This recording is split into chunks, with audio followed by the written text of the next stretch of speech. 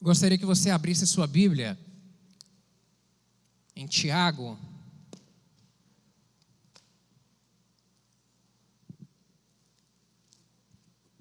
Esse texto que está aqui, Tiago, capítulo 3. Hoje estudaremos nessa manhã a respeito do perigo da língua sem controle. O quanto isso é perigoso, o quanto é arriscado viver nesse estilo e o quanto é importante, e aqui é que está o cerne do estudo dessa manhã, o quanto é importante nos submetermos ao controle do Espírito Santo para que tenhamos o domínio sobre a língua. Por favor, coloque-se de pé para juntos lermos esse trecho da palavra do Senhor em reverência a ela.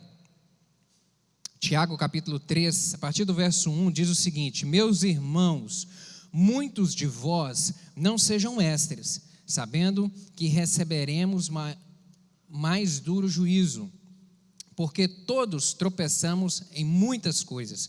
Se alguém não tropeça em palavra, o tal varão é perfeito e poderoso para também refrear todo o corpo. Ora, nós pomos freio nas bocas dos cavalos para que nos obedeçam, e conseguimos dirigir todo o seu corpo. Vede também as naus, que sendo tão grandes e levadas de impetuosos ventos, se viram com um bem pequeno leme para onde quer que a vontade daquele que os governa. Assim também a língua é um pequeno membro e gloria-se de grandes coisas. Vede quão grande bosque um pequeno fogo incendeia. A língua também é um fogo. Como um mundo de iniquidade, a língua está posta sobre os nossos membros e contamina todo o corpo, e inflama o curso da natureza e é inflamada pelo inferno. Porque toda a natureza, tanto de bestas feras como de aves, tanto de répteis como de animais do mar, se amansa e foi domada pela natureza humana. Mas nenhum homem pode domar a língua. É um mal que não se pode refrear, está cheia de peçonha mortal. Com ela bendizemos a Deus e Pai, e com ela amaldiçoamos os homens, feitos à semelhança de Deus. De uma mesma boca procede bênção e maldição. Meus irmãos, não convém que isto se faça assim. Porventura, deita alguma fonte de um mesmo manancial água doce e água amargosa? Meus irmãos, pode também a figueira produzir azeitonas ou a videira figos? Assim tampouco pode uma fonte dar água salgada e doce. Amém? Vamos orar?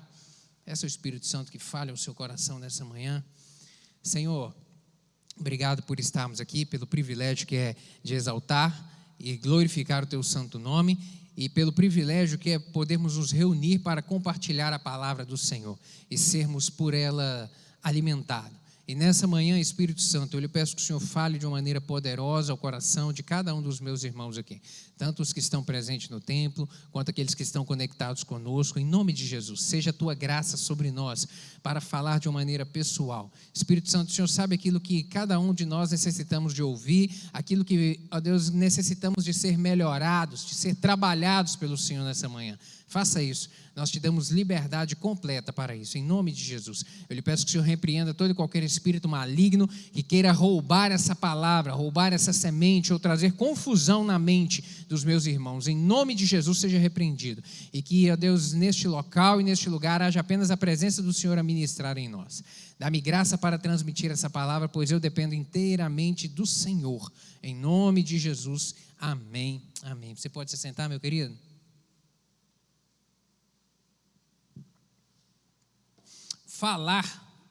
A palavra, falar é um assunto, é um tema muito importante para Tiago, muito importante para ele. Para nós lembrarmos aqui a quem está sendo dirigidas essas palavras, está sendo dirigido para cristão. Tiago aqui escreveu para um grupo de cristãos que estavam dispersos ali pela região do Mediterrâneo, do mar, ao longo ali do mar Mediterrâneo, em razão da perseguição que se levantou contra os cristãos no primeiro século, aquela que está registrada lá a partir de Atos capítulo 8, quando começa Saulo ali perseguir a igreja, que os cristãos que estavam em Jerusalém saem dispersos ali pela Judéia e vão caminhando rumo ao norte ali, vão caminhando até na Europa. Os cristãos saem. E por onde eles vão caminhando, eles vão também levando a palavra da verdade, o evangelho de Jesus Cristo. E aqui, Tiago vem escrever para cristãos. E ele vem direcionar, ele vem dedicar, na verdade, grande parte aqui da sua carta a falar desse assunto, a falar da língua. Volte, por favor, algumas páginas aí no capítulo 1, você vai ver isso. Todos os capítulos, ele faz menção à língua. Capítulo 1, verso 19, ele diz aí: sabeis estas coisas, meus amados irmãos, todo homem seja pronto para ouvir, tardio para falar e tardio para se irar. Um pouco mais à frente, verso 16 do capítulo 1, verso 26 do capítulo 1. Se alguém supõe ser religioso, deixando de refrear a língua, antes enganando o próprio coração, a sua religião é vã. Aquele que diz que é e não é e que não vive, ele não está sendo autêntico no Evangelho. Capítulo 2, verso 14, acompanhe aí. Meus irmãos, qual é o proveito de alguém disser que tem fé, mas não tiver obras? Porque acaso semelhante fé, pode acaso semelhante fé salvá-lo? Ou uma pessoa pode expressar, dizer, afirmar que tem fé, que confia em Deus, mas que não demonstra aquilo que ele está dizendo, também não é um evangelho autêntico e genuíno. Capítulo 3 nós lemos aqui, capítulo 4, verso 11. Irmãos, não faleis mal um dos outros. Aquele que fala mal do irmão ou julga a seu irmão, fala mal da lei e julga a lei. Ora, se julgas a lei, não és observador da lei, mas és juiz. Falar mal, mais uma vez ele vem enfatizar a questão do falar. E por fim, capítulo 5, verso 9. Irmãos, não vos queixeis uns dos outros, para não serdes julgados. Eis que o juiz está às portas. Não vos queixeis, não seja reclamador, não fique reclamando, murmurando de um para com o outro a respeito das coisas, não.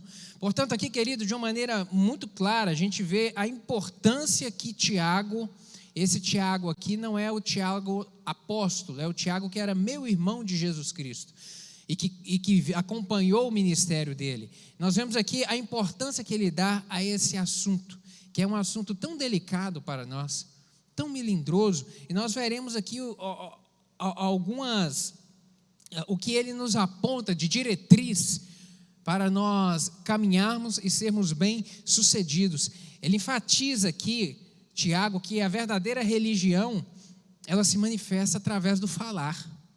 O verdadeiro cristianismo, ele é manifestado através das nossas palavras, através daquilo que expressamos, através daquilo que declaramos, através da forma como nos portamos em relação às nossas palavras. O pecado no falar, ele é extremamente fácil de praticar. Fala sério. O pecado através da palavra é extremamente fácil. Não necessita de uma condição externa, não necessita de uma arma para poder praticar um roubo, não necessita de uma outra pessoa com a intenção para poder se praticar um adultério. Não, é um pecado extremamente fácil da gente praticar, e por isso, talvez ele seja tão recorrente e difícil de ser vencido. É fácil também porque a língua está próximo da cabeça aqui, né? Está na cabeça, próximo da mente, e parece que alguns até falam sem pensar.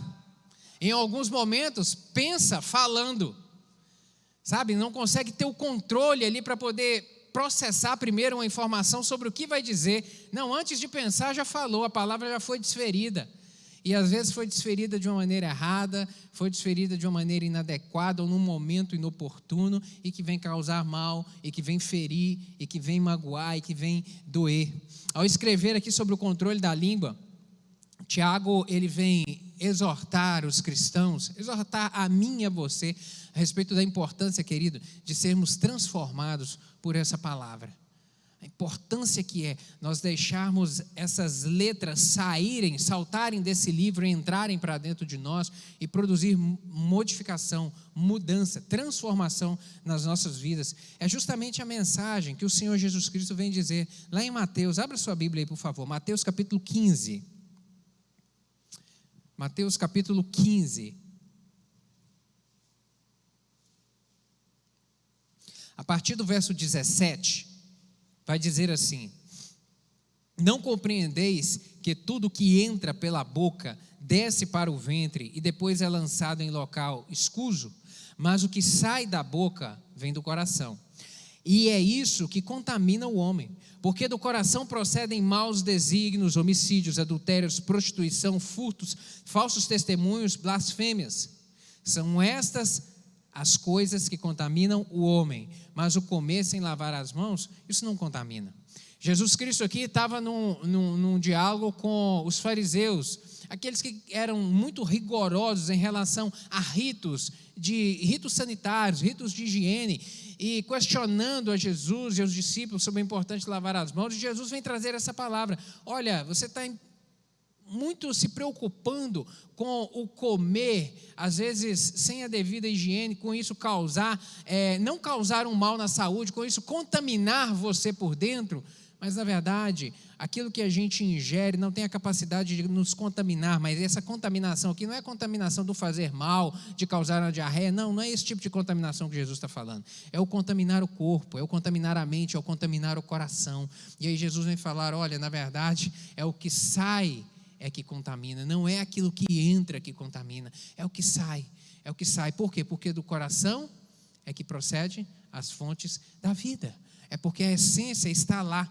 A fala realmente ela é um dom de Deus, é um dom a gente poder expressar louvor, expressar adoração. A fala é uma dádiva maravilhosa de Deus para nós, onde é um instrumento tão útil, sabe, para poder realmente promover o bem, engrandecer o nome do Senhor, adorá-lo. Mas com esse mesmo instrumento, infelizmente, nós somos capazes de, com esse mesmo instrumento, com essa mesma ferramenta, produzir orgulho, ódio, blasfêmia, engano, coisas realmente diabólicas, coisas realmente do inferno, com esse mesmo instrumento. Por isso, Tiago vem ressaltar a importância do cuidado em relação a ele, do cuidado para podermos viver bem, para podermos gozar de uma vida boa, gozar da presença do Senhor conosco, gozar de uma boa companhia de amigos, de familiares, vivermos bem. Temos que ter cuidado. Às vezes escorregamos, realmente, às vezes escorregamos. E o objetivo dessa lição, como eu disse aqui, é estudarmos 3 evidências assim, manifestadas no falar, e 3 verdades sobre a fala, sobre a importância que devemos dar a elas para bem administrarmos esse instrumento que Deus nos deu, para vivermos bem. Primeira coisa que eu gostaria de ressaltar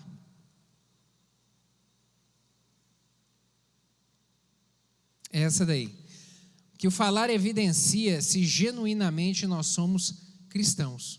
O falar evidencia se genuinamente nós somos cristãos. Mostra, no verso 6 aí, de Tiago capítulo 3, o texto vem utilizar a expressão mundo de iniquidade, que a língua é um mundo de iniquidade. Isso significa, querido, que a nossa língua, ela se identifica muito com esse sistema do mundo que a gente vive. Se identifica muito com esse sistema rebelde, pecaminoso. Infelizmente, a nossa língua se identifica muito. Nós não precisamos, entenda isso, a gente não precisa de fazer força para poder falar o errado ou falar o certo de uma maneira errada. A gente precisa de fazer força para isso? Não. É tão fácil falar o errado, não é? É tão fácil. Na verdade, falar o certo, e aqui eu não estou me referindo ao empregar o português de uma maneira acertada, eu estou dizendo falar, as palavras que a gente profere, falar as palavras certas é muito mais difícil do que as palavras erradas, do que a palavra que vai ferir, do que a palavra que vai causar um mal. É muito mais difícil isso. Isso aqui é um exemplo muito claro. a criança quando entra na educação infantil, criança quando começa a frequentar a escola. Quem é pai aqui de criança aí, até os 5 anos de idade, a partir de 4 anos, né, entra na escola, no fundamental, 4, 5, 6 ali, percebe isso de uma maneira muito clara. Lá em casa, quando a Larinha entrou na escola, foi muito diferente, porque dentro de casa a gente tem um vocabulário, né? Dentro da nossa casa a gente tem o nosso vocabulário, o nosso jeito de falar. Quando a Larinha entrou na escola, passou algum tempo, 1 mês, 2 meses, a menina começou a falar uns negócios diferentes. Eu falava, Marcelo, onde é que essa menina está aprendendo isso? Sabe, uns tipos de palavras, eu não estou dizendo de vocabulário, não, umas palavras mal empregadas, justamente esse jeito errado de falar. E eu falava, meu Deus, como é que muda? A gente cria a criança, vai formando e vai moldando ali do jeito que a gente pensa que é a maneira correta de falar, daqui a pouco sai debaixo da asa da gente um pouquinho, começa a conviver com outros e aí começa a aprender de uma maneira tão rápida e tão fácil, umas coisas que não são a maneira correta, é muito fácil. Eu falo, meu Deus, e aí é o trabalho de educação e de acompanhamento que os pais têm que ter esse devido cuidado, porque aprende-se muito fácil o que é o errado. Aprende-se de uma maneira muito fácil, não precisa de ter professor para poder aprender de maneira nenhuma. Deixe seu filho, por exemplo, caminhar com um outro que é de boca suja. 30 dias. Depois de 30 dias, quem vai estar falando mais parecido com quem? Quem vai estar falando mais parecido com quem? Sabe, querido? Por quê? É impressionante como temos a capacidade de sermos contaminados. Mas por que isso, pastor? A Bíblia traz a resposta, é a natureza pecaminosa que está em nós, essa que é a resposta.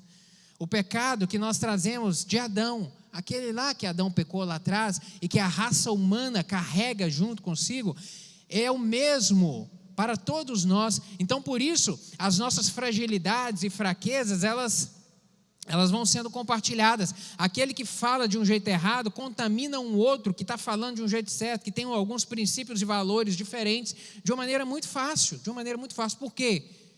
Por conta do pecado, por conta da nossa natureza pecaminosa. Isso faz toda a diferença. E Tiago faz aqui uma constatação, que todos nós tropeçamos. Todos nós tropeçamos. Ele se inclui nisso aqui, todos nós. Primeira pessoa do plural, ele está incluído aqui, fala, todos nós tropeçamos. Por isso nós devemos ter um cuidado extremo em relação à língua, em relação ao jeito nosso de falar. Isso começou lá atrás por Adão. Lá atrás, quando Adão arrumou uma desculpa para jogar a culpa do seu erro, para se justificar perante Deus e jogar a culpa do seu erro na mulher. Ele vai falar, olha Deus, é a mulher que o Senhor me deu, a culpa é dela. Lá atrás. E nós carregamos isso desde sempre, essa fraqueza. Romanos capítulo 3, Paulo apresenta ali um resumo da pecaminosidade do homem, e ele inclui ali o constante mau uso da língua. Ele vem falar lá em Romanos capítulo 3, a partir do verso 3, lá, ele vem falar da hostilidade no falar, ele vem falar do engano, ele vem falar da mentira, que uns utilizam a mentira para manipular situações. Ele vem falar a respeito do uso da língua para tornar uma história às vezes mais engraçada, mas por trás daquele gracejo está uma palavra pejorativa que tem a intenção de ferir. Ele vem falar a respeito em momentos onde se fala a verdade, mas se fala a verdade sem amor. E a verdade sem amor, ela causa mal, ela dói, ela fere. Ele vem falar diversos assuntos relacionados à fala. A Bíblia nos aponta, querido, o padrão de Cristo. A Bíblia nos aponta o padrão cristão em relação à fala, ao qual a gente deve se submeter e ao qual a gente deve buscar para nele nos fundarmos, nos fundamentarmos e nele amadurecermos.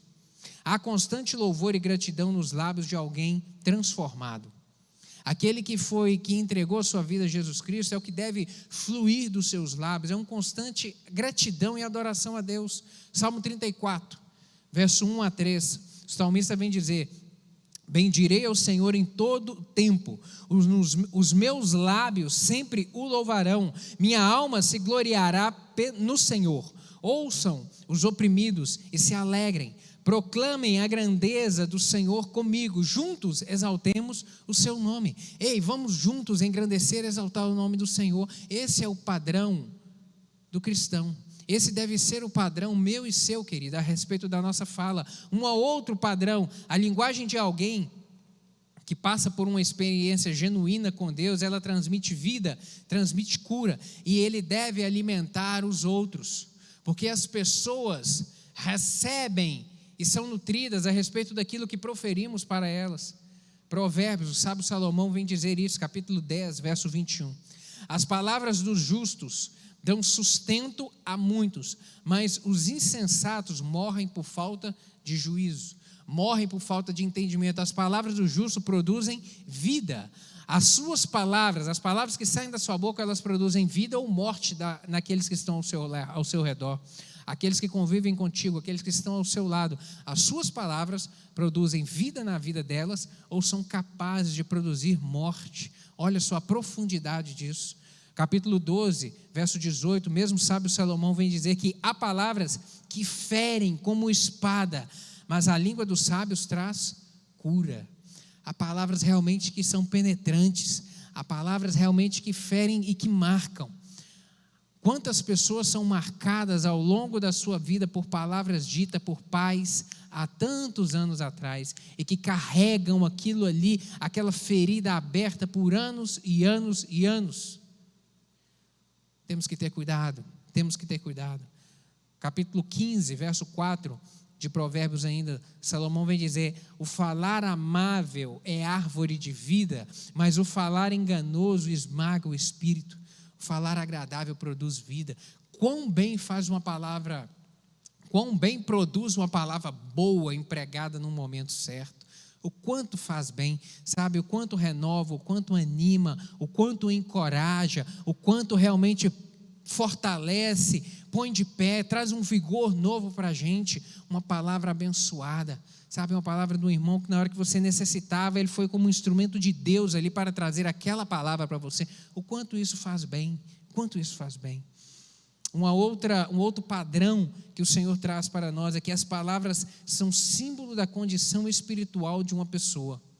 Mateus capítulo 12, a partir do verso 33, o Senhor Jesus vai dizer isso, que uma árvore boa dá bom fruto, uma árvore ruim, ela dá fruto ruim, pois uma árvore é conhecida por seu fruto. E ele vem dizer: raça de víboras, como podem vocês que são maus dizer coisas boas? Pois a boca fala do que está cheio o coração. O homem bom do seu bom tesouro tira coisas boas, e o homem mau do seu mau tesouro tira coisas más. Ou seja, a boca ela apenas revela aquilo que está dentro. A boca apenas descortina aquilo que está dentro. Aquilo que está dentro. O que está dentro do coração é que é demonstrado. Por isso, querido, temos que ter cuidado. Cuidado no falar. Cuidado com comentários às vezes críticos, sabe? Sobre outras pessoas. Cuidado. Às vezes a crítica, na verdade, a crítica ela vai demonstrar mais um comportamento ou vai ter mais uma natureza pecaminosa. Por quê? Às vezes eu ouço muitas pessoas dizerem assim: estou criticando para que ele possa, essa crítica é uma crítica benéfica. Não existe crítica benéfica. Não existe crítica benéfica, nenhuma delas é benéfica, nenhuma. Toda crítica ela é carregada de um sentimento de menosprezo. Toda crítica é carregada de um sentimento de menosprezo em relação ao outro, ao que está fazendo, ou à pessoa dele, sabe? Toda crítica, ela visa o desvalor. Você nunca viu uma crítica para enobrecer? Você já viu alguma para enobrecer? Uma crítica que levanta, uma crítica que anima, uma crítica que fortalece alguém? Não. A crítica, ela sempre produz mal. Ela sempre vai causar o mal. Por isso a gente tem que ter esse cuidado. Termos esse cuidado. Uma fé verdadeira e consistente se evidencia no convívio coletivo, na ausência, por exemplo, da fofoca. No cuidado em não compartilharmos coisas que não devem ser ditas, uns em relação aos outros. Evidencia na ausência de palavras hostis, na ausência de reclamação, na ausência de ofensa. Um comportamento cristão sadio, uma fé verdadeira, firmada na palavra do Senhor, é evidenciado por isso tudo: a ausência de fofoca, a ausência de crítica, a ausência de reclamação, a ausência de ofensa. Por quê? Porque a nossa boca, ela produz vida ou ela produz morte. O apóstolo Paulo, Efésios capítulo 4, verso 29, ele vem dizer que não saia da vossa boca nenhuma palavra torpe, e sim unicamente a que for boa para edificação, conforme a necessidade, e assim transmita graça aos que ouvem. Não saia da sua boca nenhuma palavra torpe. Vigie a boca, vigie os lábios, vigie, peça a Deus: meu Deus, me ajuda a vigiar, me ajuda a me controlar no que eu devo falar, ou no jeito de falar, me ajuda, porque há momentos, querido, que tem que ficar com a matraca fechada. Há momento que não é hora de falar, há momento que é para ficar em silêncio, e nós temos que ter esse entendimento e pedir: Senhor, me ajuda a ter controle para isso. Tem hora que é hora de falar, tem hora que tem que ser dita, a verdade ela tem que ser dita, mas mesmo na hora que a verdade tiver que ser dita, ela tem que ser dita com amor, ela tem que ser dita com o devido cuidado, porque a verdade dita sem amor, ela vai ferir, ela vai doer, ela vai causar trauma. Cuidado, por isso cuidado em relação às palavras, e Tiago vem enfatizar tanto isso. A fé autêntica produz mudanças no falar do Filho de Deus e evidencia essa filiação nossa, desse relacionamento com o Senhor. À medida que caminhamos com Ele, nós devemos evidenciar através da nossa vida o nosso relacionamento com Deus, o nosso relacionamento com o Pai. Efésios capítulo 4, verso 28, vem dizer uma palavra de Paulo assim: aquele que furtava, não furte mais. E essa palavra, essa frase, ela se aplica a todas as outras coisas. Aquele que mentia, agora não minta mais, porque agora ele é diferente. Aquele que furtava, não furte mais. Aquele que enganava, não engane mais. Aquele que criticava, agora também não critique mais. Aquele que falava sem amor, agora passe a falar com amor. O nosso relacionamento com Deus, a partir do momento que tomamos essa postura de caminharmos com Ele e de relacionarmos com essa palavra e com essas verdades, nós devemos deixá-la produzir transformação em nós, querido. Isso é o Evangelho da transformação, o Evangelho da mudança, o Evangelho que lapida esse diamante bruto que é você, que sou eu, e que o Senhor dia a dia vai nos lapidando, melhorando o caráter, melhorando o jeito de agir, a maneira de falar. Somos como realmente diamantes brutos que o Senhor na caminhada cristã vai nos trabalhando. Uma outra verdade é que o falar evidencia a maturidade do cristão. O falar, ele evidencia. Ao convertermos, nós entramos num processo de mudança. Quando convertemos, entramos num processo de crescimento. Como, pastor?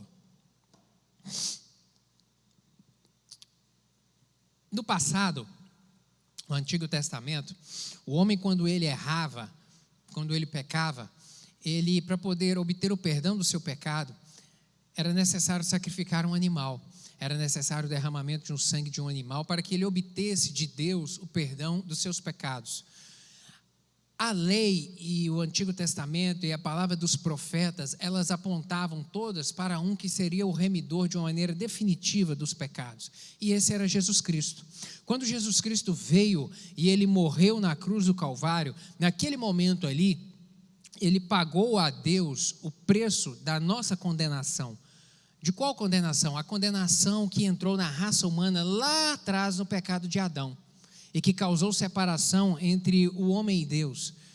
Naquele momento que Jesus Cristo morre na cruz do Calvário, opera a remissão dos nossos pecados. Ali opera a obra da redenção. A partir daquele momento, a raça humana foi comprada de uma maneira definitiva. O preço do pecado foi pago de uma maneira definitiva para toda a raça humana, o pecado adâmico. A partir daquele momento ali, a partir daquele momento passou a não ser mais necessário oferecermos sacrifícios de animais, praticarmos esse ritual de sacrificar animal, de derramar sangue, para obtermos perdão dos nossos pecados. Aquilo ali foi extinto em Jesus, porque o sangue dele foi suficiente para perdoar os pecados de toda a humanidade.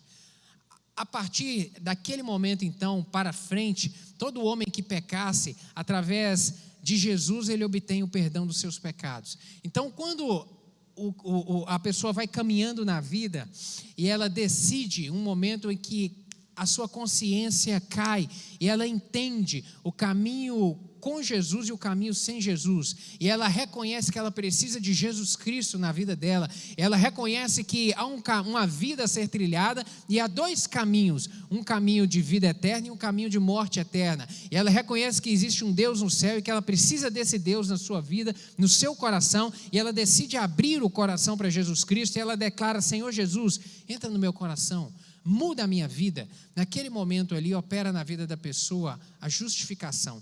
Ela é justificada dos seus pecados. Qual pecado?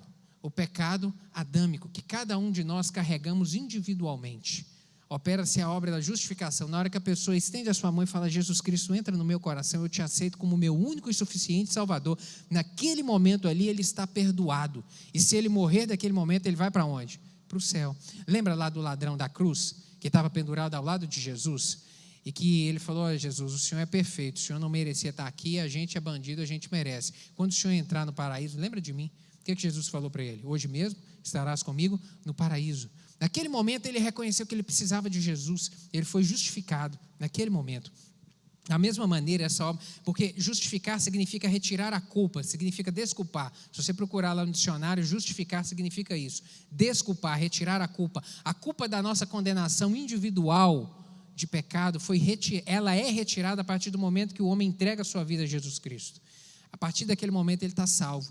Mas ele está salvo, mas a gente continua a viver. A gente continua nessa caminhada da vida, mas agora salvo de uma maneira diferente. Essa salvação agora ela vai produzir na sua vida algo novo. Começa o processo da regeneração, é o que o apóstolo Paulo vem explicar. Regeneração, agora ele passa a ser um novo homem, uma nova mulher, porque agora ele vai caminhar com uma mentalidade nova, uma mentalidade diferente, nascer de novo. Lembra o que Jesus Cristo falou para Nicodemos? Nicodemos, é necessário nascer de novo. E esse nascer de novo é isso, é nascer da água e nascer do Espírito. Agora ele vai caminhar com uma mentalidade nova. Lá em Romanos capítulo 12, verso 2, o apóstolo Paulo ele vai dizer isso, quando ele vai dizer lá: e não vos conformeis com este mundo, mas transformai-vos pela renovação da vossa mente, para que experimenteis qual seja boa, agradável e perfeita vontade de Deus. Por quê? Porque antes de ser aliançado com Jesus, o homem caminhava ao seu bel prazer. Ele caminhava de acordo com a mentalidade do mundo, de acordo com a forma do mundo. E aí, a partir do momento que ele entra para a família de Cristo, o que o apóstolo está querendo dizer é o seguinte: agora você não vai andar de acordo com a forma deste mundo, porque agora a sua mentalidade vai ser outra. Agora você tem a consciência da verdade que essa palavra traz. E a partir dessa consciência, a partir da luz que essa palavra traz agora, você vai caminhar de maneira diferente. E aí começa a se mudar hábitos, começa a se mudar agora, caminhar sobre uma nova perspectiva em relação à fé. Isso é a obra da regeneração. E aí na caminhada cristã, agora essa regeneração vai produzir em nós como consequência a santificação, que é um caminhar de uma maneira correta, afastado do pecado, deixando de lado todas essas obras da carne que nos afastam de Deus. E uma das obras da carne, o que elas são capazes de produzir em nós, é o falar errado, é o falar inoportuno, é o falar pecaminoso, é o falar que fere. Agora, em uma vida santificada, em uma vida vivendo uma vida de retidão com o Senhor, nós podemos caminhar e nós temos condição de caminhar de uma maneira reta perante o Senhor. Isso é a obra, querido, que o Espírito Santo vai produzindo e vai agindo em nós, nascidos do alto, sendo realmente filhos de Deus, agora lavados e remidos no sangue do Cordeiro. Nós temos condição de caminharmos diferente. João capítulo 1, verso 12 vai dizer que: mas todos quantos o receberam, deu-lhes o poder de serem feitos filhos de Deus, a saber, aqueles que creem no seu nome. A partir do momento que você crê, que você entregar o coração a Jesus Cristo, agora sendo filho de Deus realmente, nós temos condição de caminharmos diferente. Não pela força do nosso braço, não pela nossa capacitação, não, mas agora porque nós temos um ajudador, nós temos o Espírito Santo. Nós temos o Espírito Santo que nos ajuda a dominar, que nos ajuda realmente a trabalhar em nós, a produzir o fruto dele na nossa vida, e que é o fruto que nós precisamos para domarmos a nossa língua. Como o filho traz a marca genética do seu pai, querido, como o filho carrega a marca genética do seu pai, e com o passar do tempo, vai parecendo ainda mais com ele, nós devemos produzir isso em nós em relação a Cristo. Eu costumo brincar com os casais no curso de noivos, que eu falo que lá eu revelo para eles o futuro. Aí eu brinco com eles assim: olha, você está vendo aí, menina, esse rapaz bonito do seu lado? Daqui a 30 anos, você quer saber como é que ele vai estar? Olha para o seu sogro. Aí, poxa, é verdade, vai parecer muito. A genética ela é muito forte e desenvolve, realmente puxa muito. É uma verdade. E em relação à vida espiritual, querida, é do mesmo jeito. Se nós somos filhos de Deus, nós temos que mostrar isso. Nós temos que mostrar essas qualidades do nosso Pai. Nós temos que evidenciar isso na nossa vida. E de que maneira? É na fala e nas ações. É dessa maneira. O processo de mudança, querida, ele não é instantâneo. Ele tem o início lá na obra da conversão. Quando começa o processo da regeneração, é ali que começa essa mudança. Ela tem que ser contínua, ela tem que ser um processo contínuo. O alvo de Deus para nós é que sejamos perfeitos como Cristo é. Deus deixou para nós um padrão, que é Cristo. Romanos capítulo 8, verso 29, o apóstolo Paulo vai dizer isso de uma forma muito clara. Porquanto aos que de antemão conheceu, também os predestinou para serem conforme a imagem do seu Filho, a fim de que ele seja o primogênito entre muitos irmãos. A vontade de Deus para mim e para você é essa, é que a gente venha carregar conosco as marcas de Cristo. É que na sua caminhada diária, na sua caminhada na sua casa, na escola, no trabalho, as marcas que você for deixando sejam similares àquelas de Cristo que estão registradas aqui. Similares, de amor, de compreensão, de comprometimento, de se doar. São as mesmas marcas, é a mesma forma. Os pecados cometidos pelo falar são muitos e devemos vigiar. Eles são os mais difíceis de abandonar. Como é difícil, né? A gente abandonar, às vezes, essa má prática. São os mais difíceis. Por quê? Porque são os mais, primeiro, porque são os mais fáceis de praticar, como eu falei no início. Os pecados da palavra, da língua, são os mais fáceis de praticar. Segundo, porque eles estão intimamente relacionados aos nossos hábitos. O mau hábito, por vezes. E vencermos os hábitos são coisas difíceis. São os que, e esses pecados da língua são os que mais relutamos em permitir que Deus trabalhe em nós e que modifique isso na gente. Às vezes a gente sabe que precisa mudar, a gente sabe que às vezes a gente não está tendo uma postura de uma maneira correta, a gente tem essa consciência, mas como é difícil mudar? E é difícil mudar por quê? Porque a mudança de hábito, ela requer disposição e disciplina na gente, sobre qualquer coisa. Tente mudar um hábito, por exemplo, sair do sedentarismo. É fácil sair do sedentarismo? Não. Requer o quê? Disposição e disciplina. Requer disposição e disciplina. A mudança de qualquer hábito para a gente não é fácil. E também o hábito de falar mal.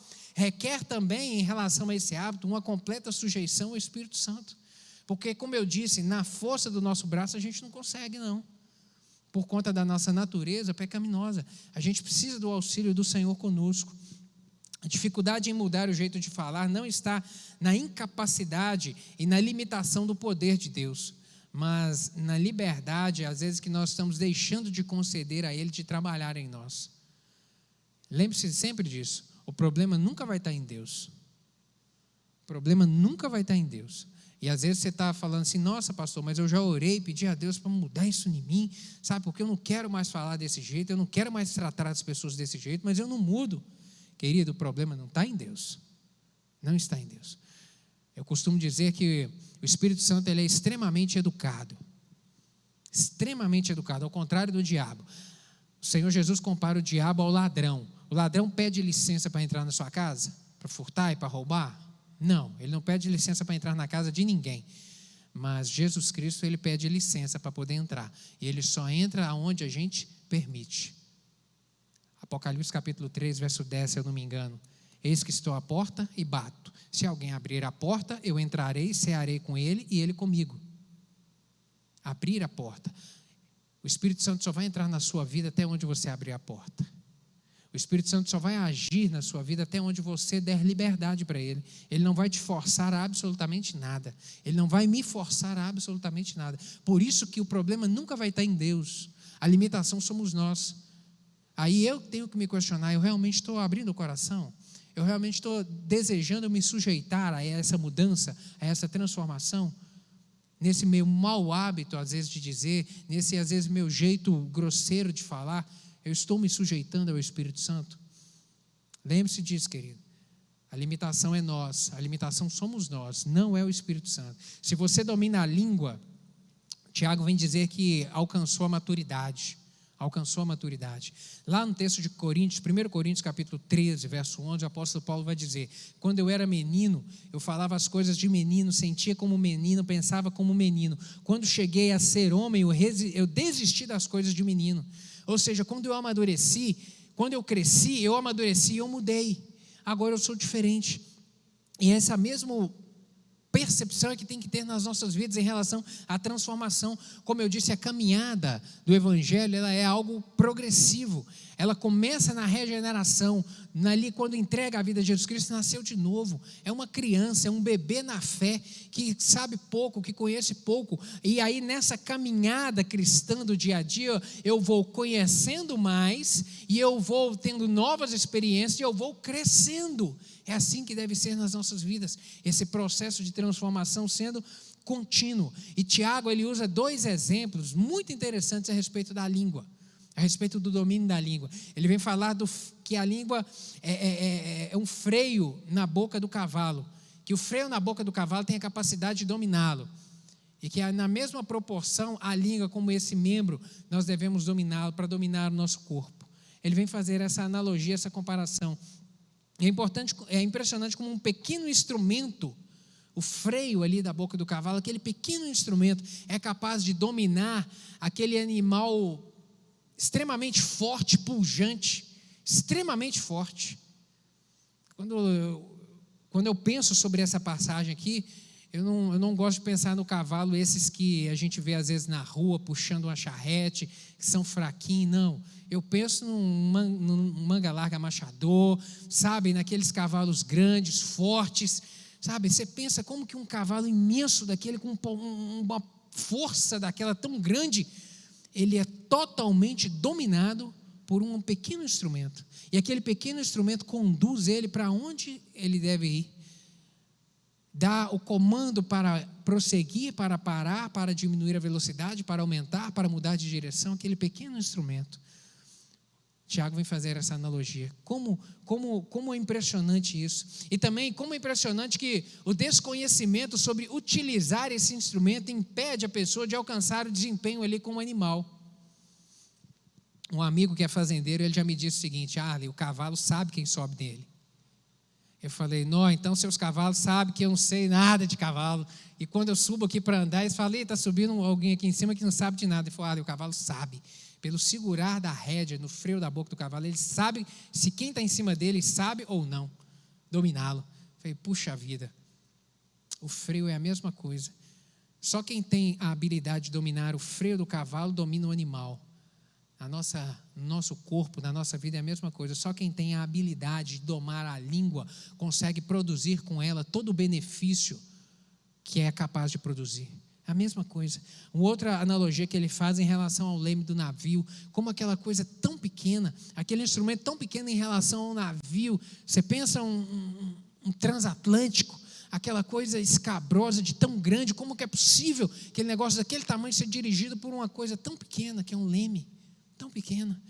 Direção, a capacidade de trazer direção, e aquela imensidão daquele navio ali é dominado por um homem que vira o leme e o navio vai seguir a direção que ele quer, vai enfrentar a tempestade do jeito que ele quer, vai mudar o curso do jeito que ele quer, tudo sobre o domínio de um homem que tem a direção do instrumento certo. Você tem o domínio da sua língua, querido? Você consegue conduzir a sua vida da maneira correta? Você tem conduzido a sua vida da maneira correta? Esse instrumento tão pequeno, você tem domado ele? Você tem domado? É nesse sentido, querido, que o nosso falar, ele vem evidenciar a nossa santidade, a nossa vida cristã. É nesse sentido, sobre o que estamos demonstrando com ele. 1 Pedro capítulo 3, verso 10, tem uma palavra que diz que: pois quem quer amar a vida e ver dias felizes, refreie a língua do mal e evite que os seus lábios falem dolosamente. Você quer viver bem? Refreie sua língua do mal. Coloque um freio na sua boca. Coloque um freio na sua boca. Salmo 15, verso 1 a 13, o salmista vem dizer: quem, Senhor, habitará no teu tabernáculo? Quem há de morar no teu santo monte? O que vive com integridade, pratica justiça e de coração fala a verdade. O que não difama com sua língua, não faz mal ao próximo, nem lança injúria contra o seu vizinho. É esse que vai desfrutar do bem, é esse que vai habitar no santuário do Senhor. Ou seja, é esse que vai herdar o céu. É este que vai herdar o céu, porque aqui ao inverso, quem não herdará o céu? Aquele que tem uma língua que contamina, aquele que tem uma boca maligna, uma boca que causa mal. Esse não herdará o céu, não herdará o céu. Provérbios, tem uma palavra em Provérbios, capítulo 6, abra sua Bíblia por favor aí, Provérbios capítulo 6.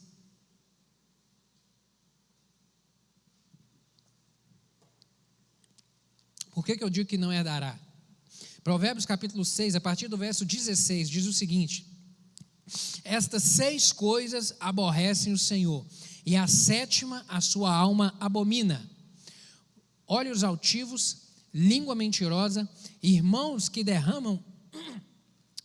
derramam sangue inocente, e coração que maquina pensamentos viciosos, e pés que se apressam a correr para o mal, e testemunha falsa, que profere mentiras, e o que semeia contenda entre irmãos.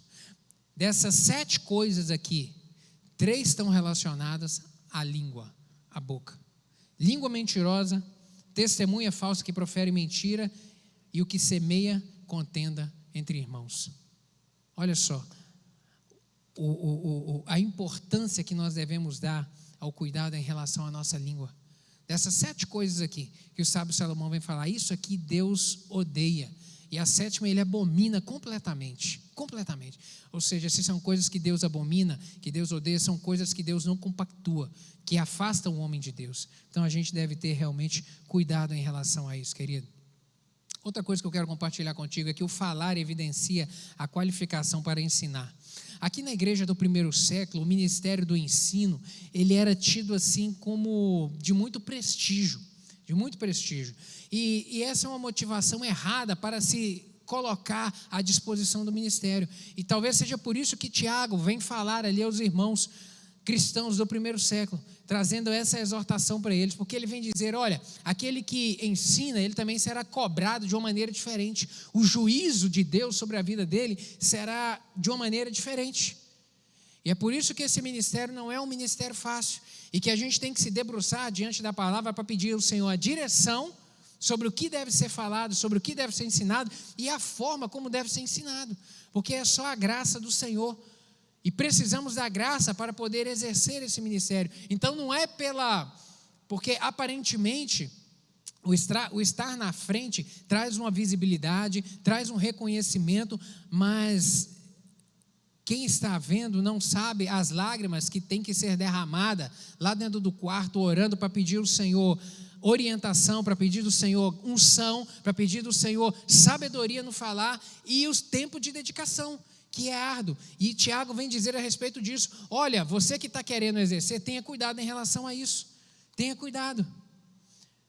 Verso 1 do capítulo 3 de Tiago: meus irmãos, muitos de vós não sejam mestres, sabendo que receberemos mais duro juízo, porque a responsabilidade é maior, e quando a responsabilidade aumenta, quando o nível de responsabilidade aumenta, a cobrança da parte de Deus também ela é diferente. Também ela aumenta. Então, por isso tem que ter muito cuidado. E a motivação para exercer esse ministério jamais deve ser o querer reconhecimento, o querer notoriedade, jamais. A motivação deve ser o servir. E o apóstolo Paulo ele vai dizer que Deus levanta no meio da congregação alguns para serem mestres, Ele levanta ministérios, diversos ministérios, um para ser pastor, outro para ser mestre, outro para trabalhar em outras coisas. O ministério quem dá é o Senhor. Então isso jamais deve partir de nós, o querer exercer algo para recebermos notoriedade ou posição, jamais, porque dessa maneira vai se frustrar e vai ter encrenca. Há 3 verdades em relação a isso que Tiago vem nos ensinar.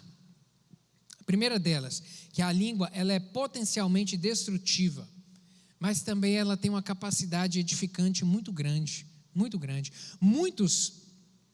Quem trabalha com terra aí sabe disso, que muitos fazendeiros sofrem grandes prejuízos quando eles tentam, às vezes, limpar a terra utilizando fogo, fazendo queimada, que é um jeito fácil e barato, mas muitos sofrem grandes prejuízos porque perdem o controle ali do fogo e em razão de um vento, em razão do vento que muda ali, o fogo também muda de direção e às vezes causa um estrago tremendo, perdem o controle do fogo e plantação e animais são destruídos. O fogo ele se espalha muito rapidamente, de uma maneira muito fácil, porque ele tem um poder destrutivo muito grande. Assim é o poder destrutivo da língua, querido.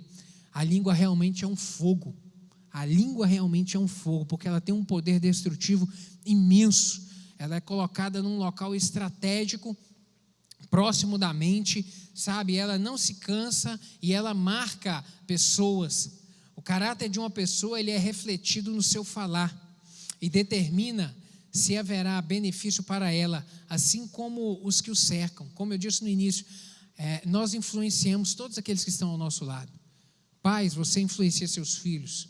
Você influencia. Filhos, você influencia seus colegas. O jeito que você fala, você está influenciando seu colega de trabalho, quem está caminhando contigo, seja para o bem, seja para o mal. Seja para produzir vida, seja para produzir mal. O sábio Salomão, lá em Provérbios capítulo 18, verso 21, ele vem dizer que a morte e a vida estão no poder da língua. Quem bem utiliza, come do seu fruto. Quem bem utiliza, come do seu fruto. As palavras, queridas, elas são como flechas. Uma palavra depois que ela sai, uma flecha depois que ela é lançada, é possível pegar ela? É possível correr e pegar ela antes que ela alcance o alvo? Não. Assim também é a palavra. Depois que a palavra é proferida, já era. Já era. Não tem jeito de pegar ela, trazer ela de volta. Ela vai alcançar, ela vai produzir algum resultado. Ela vai produzir. Tem que ter cuidado. E aí, Provérbios capítulo 13, verso 3... ele vem dizer, o sábio Salomão, quem guarda a sua boca, guarda a sua língua, mas quem fala demais acaba arruinado.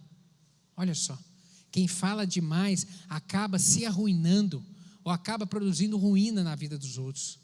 Tem que ter cuidado, tem que ter cuidado. A língua é capaz de produzir, é impressionante isso, como é que a língua, ela é capaz de produzir o louvor e a adoração mais bela a Deus, mas esse mesmo instrumento é capaz de ferir de uma maneira grandiosa a outra pessoa. Por isso temos que ter cuidado. Uma outra verdade que a gente tem que observar é que a língua não pode ser controlada pelo homem natural, mas pode ser controlada por Deus. Tiago vem dizer isso aqui a partir entre os versos 7 e 9, que a língua não pode ser controlada, mas pelo Senhor, Ele nos dá a graça para controlá-la. O homem natural não tem capacidade disso, mas o homem sujeito ao Espírito Santo e ao mover do Espírito Santo, sim, é capaz de dominar esse instrumento. Deus concedeu ao homem, querido, poder para dominar sobre os animais, poder para reger este mundo. Lá em Gênesis isso está registrado. Agora, diferentemente dos animais, a língua ela é algo indomável. Por nós não temos essa habilidade. Nós precisamos da graça do Espírito Santo para domar isso, e por isso nós devemos pedir ao Senhor para colocar um anjo à porta da nossa boca. Salmo 141, verso 3 vai dizer isso. O salmista vai dizer: põe guarda, Senhor, a minha boca e vigia a porta dos meus lábios. Põe um guarda, meu Deus, na porta da minha boca. Põe um guarda. Na verdade, ele já colocou 32 aí, né? Na hora de falar o que não deve falar, morde ela. Fecha a boca, já vai ajudar muito. Mas a nossa oração tem que ser isso, constante. Meu Deus, não me permite eu falar coisa que eu não deva falar. Me ajuda a controlar as minhas emoções, me ajude a respirar, me ajude, meu Deus, em nome de Jesus, a não ser afoito no falar. Em nome de Jesus, coloca um freio na minha boca, Senhor. Às vezes eu tenho ferido minha esposa, meu marido, meus filhos com palavras duras, palavras às vezes que têm machucado. Às vezes no trabalho as pessoas ficam afastadas de mim porque o meu jeito de falar às vezes fere. Me ajuda, Senhor. Coloca um anjo à porta da minha boca, me ajuda. Nós devemos nos submeter a isso, querido. Submeter a isso. Por fim, a língua é ambígua e afeta negativamente o que é bom. A língua tem esse poder de ser ambígua, de influenciar, de afetar de uma maneira negativa, às vezes, aquilo que é bom. Destaca-se aqui a incompatibilidade entre um coração puro, de onde procedem fonte de vida, e palavras impuras. Como que é possível? É possível uma fonte produzir duas coisas? Provérbios capítulo 4, verso 23, Salomão vem dizer: sobre tudo que se deve guardar, guarda o coração, porque dele é que serão produzidas as fontes da vida, porque procedem de lá, porque vêm de lá. E não pode uma fonte produzir água boa e água salgada, e água amarga, não pode. Só deve produzir uma fonte, só deve produzir um resultado, um mesmo resultado. Por isso devemos nos submeter ao Espírito Santo do Senhor. Mas aqui é necessário nós trazermos a nossa parcela de responsabilidade e assumirmos ela. Em relação ao quê? A definirmos, por exemplo, o padrão moral da nossa casa. Defina o padrão moral da sua casa, querido, de forma assim muito clara, estabelecendo proibições e compromissos. Isso eu e você temos que fazer. Por exemplo, proibições. Um padrão moral de proibição que deve existir na casa de um cristão: não falar mentira. É um padrão que você tem que estabelecer. Não, aqui dentro de casa, esposa, filhos, a gente não vai falar mentira. Aqui dentro de casa só pode falar a verdade. É um padrão moral que você tem que estabelecer para você, para a sua casa. Um outro, gritaria. Aqui dentro de casa não vai haver gritaria. Casa de cristão não pode ter uma casa da mãe Joana, uma casa de gritaria. Não. Uma casa de controle, uma casa onde se fala de uma maneira acertada. Por exemplo, um outro padrão: não falar palavrão. Não, aqui dentro de casa não vai falar palavrão. Não vai falar. Um outro padrão: não vai haver xingamento. Não. Aqui dentro de casa não tem xingamento, aqui dentro de casa não tem palavrão, aqui dentro de casa não tem, gritaria, aqui dentro de casa não tem mentira. Isso tudo são padrões morais que nós devemos estabelecer para a nossa casa, como regra. Proibição. Não pode ter isso aqui dentro. E de uma maneira muito clara e firme. Como também nós devemos estabelecer compromissos. Como, por exemplo, pedir por favor. Pedir por favor. Não, a gente só vai fazer esse pedir por favor. Eu ensinei esse palarinho de uma maneira muito engraçada. Ensinar filho, né, as coisas. E desde pequenininha, quando ia pedir: papai, pega isso para mim. Aí eu ensinei: filha, tu tem que pedir por favor. Sempre pedir por favor. E aí, às vezes, quando ela ia pedir, que ela esquecia, eu fingia que não ouvia. Aí ela estava do meu lado: papai, faz isso. Aí eu olhava assim para ela, fingia que não ouvia. Não, papai faz. Ainda falava: por favor. Agora eu entendi, agora eu ouvi, agora eu entendi. Isso foi uma estratégia, uma coisa simples, querido, mas que ensinam e gravam e marcam. Hoje ela não consegue pedir nada sem falar por favor primeiro. Mas são padrões morais que a gente decide estabelecer para nós, para a nossa casa. Um outro compromisso que você tem que estabelecer é elogiar uns aos outros. Elogiar sempre, agradecer, ser grato, ter gratidão. Isso são padrões morais em relação à fala que nós devemos estabelecer para nós. Vai elevar o nosso nível. Em relação ao corpo de Cristo, em relação ao convívio social, não vai haver fofoca. Não compactuamos com isso, não toleramos isso. Nós vigiamos uns aos outros, não conformamos com isso, Não dá para equilibrar duas coisas: bendizer a Deus e amaldiçoar o outro, e amaldiçoar o irmão. Não dá para compatibilizar isso. São coisas realmente incompatíveis e que devemos ter cuidado. A nossa aparente santidade, ela é prejudicada, na verdade, quando nós temos um comportamento de uma maneira indesejada, uma fala de uma maneira indesejada. Por isso a gente deve vigiar, querido.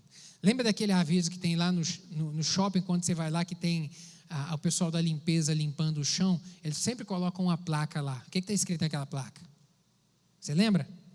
Cuidado, chão molhado, chão escorregadio. A gente tem que estar com essa placa sempre viva na nossa mente, em relação à nossa língua. Cuidado, chão escorregadio. Cuidado, chão molhado. A gente tem cuidado em relação ao nosso jeito de falar. nosso jeito de falar. O nosso jeito de falar que pode produzir vida ou pode produzir morte. Amém, meu querido?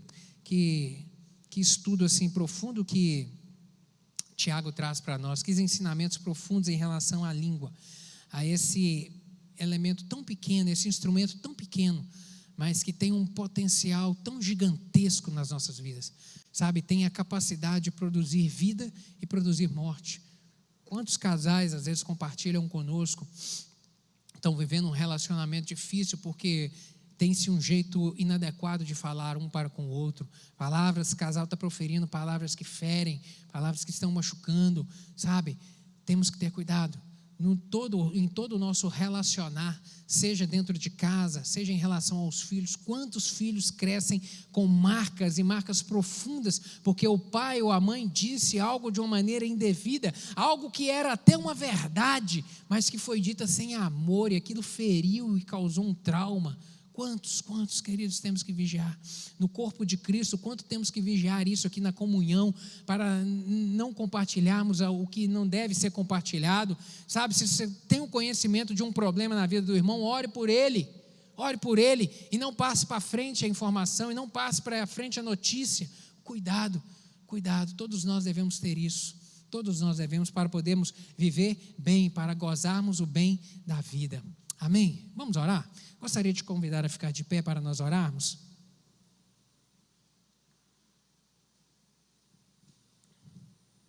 Esse é um desafio tremendo para mim e para você. Domar a língua. Sujeitarmos esse instrumento.